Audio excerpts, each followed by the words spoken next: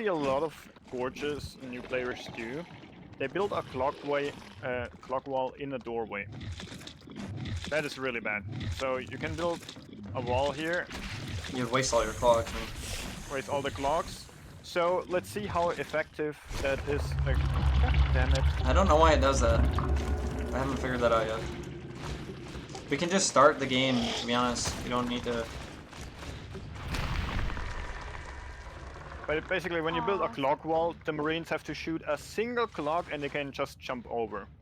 What you want to do instead is build little clock pillars randomly throughout the room. Oh, okay. Okay, that is helpful. What those little pillars do, the aliens, they can still like go in between them, strafe and fight. But a lot of the bullets, when there's a fight here, gonna get blocked by the clocks. Clogs take a lot of shots to kill too. Yeah, a clock takes like a full magazine. So if you add like a few webs in there and some hydras, this area now is very, very difficult to fight in. And it's so much more effective than having a clock wall that stops the Marines for like literally 2 seconds and then they're in and gonna kill you.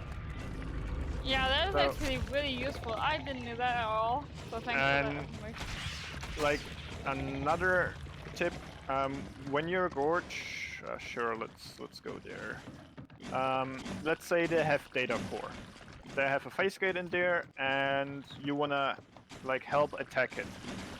Plan your escape. So imagine running away, and like I'm still in ventilation, and I'm planning the escape. So I'm putting a clock pillar here. Alright, can you wait a second? And just imagine running away, Marines chasing you. So, a good place to build clocks. Guys, other guys please don't build, so I can properly show it. If you later escape, building clocks in a way that they're gonna block the line of sight, it's gonna help a lot. So maybe one here, and like here, and then I can go in and buy.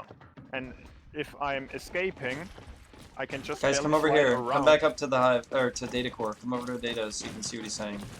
He's talking about these two pillars right here. Okay, you see those two pillars?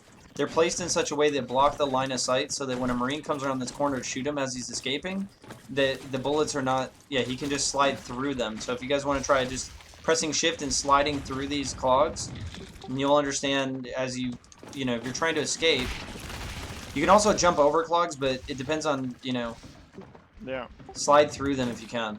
And like you can place some webs in between as well, but plan your escape before you attack by placing a few webs and those clock pillars. And then you can ball the face gate, and if the fight is not going your way, you just belly slide and jump away. People think surviving as Gorge isn't really that important because they can just keep regorging, but it's so important for you to keep building up your resources while you're a Gorge.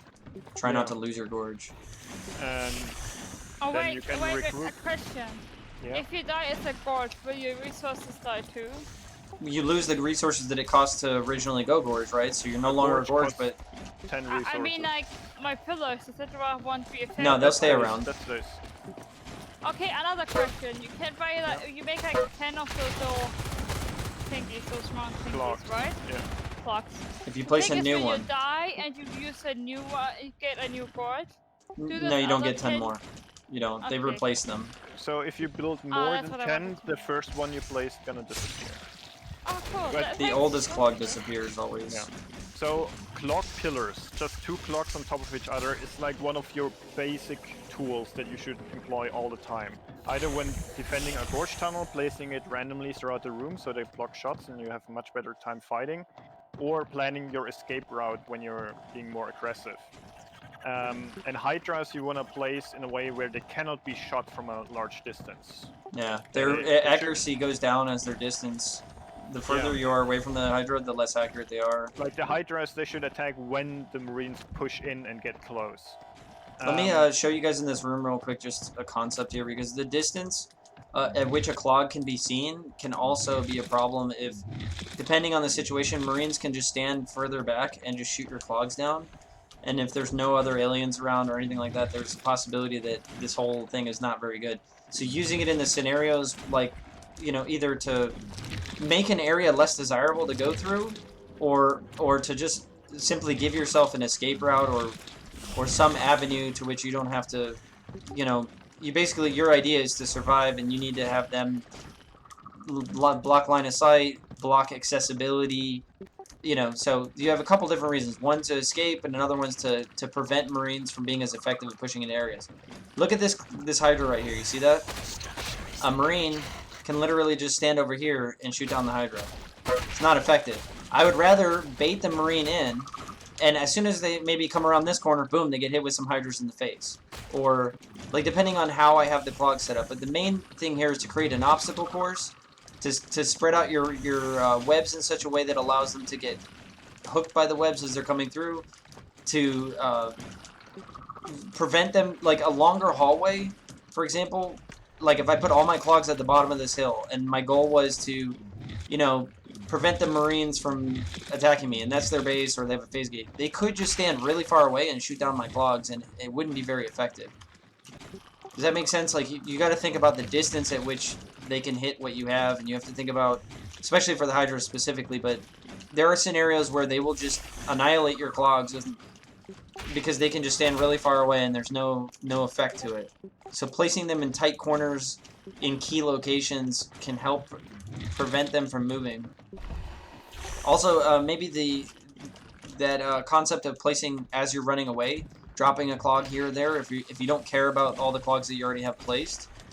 So like, let's say you're running away, you can use, it's a pretty advanced tactic, but you can use a specific individual clog placement. So you can basically place a clog and slide away. And it is possible if you're going down a certain hill, or depending on their angles, that you can block their visibility to you by placing clogs as you're running away.